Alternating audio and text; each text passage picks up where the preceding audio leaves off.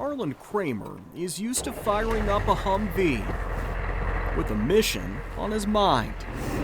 His days as a soldier in the past, but the days of old on base still intrigue him. We're 106,000 acres, we are. I'm a self-prescribed historian of Fort Knox. So when he heard Agnes Rom, who used to live on the land the military owns I'm now, gonna pull up here and open this gate. was looking for a long-lost family cemetery, he got in on the hunt to find it. It is an extreme needle in a haystack, yeah.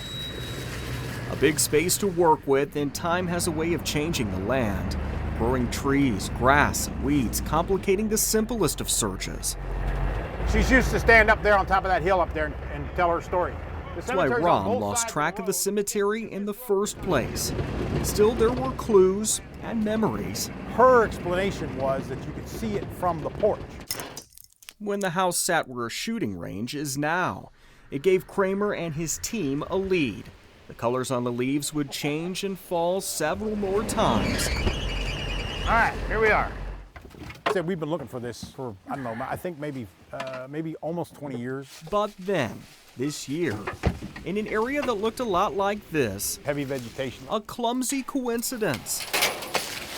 One of the searchers literally stumbled upon a headstone. That's the one right there.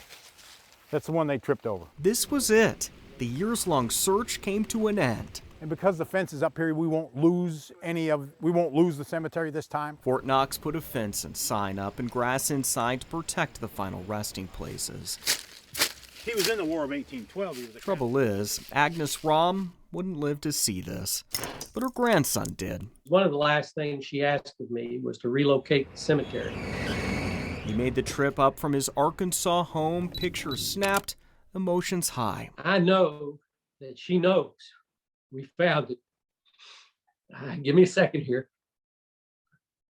She was a very important person in my life.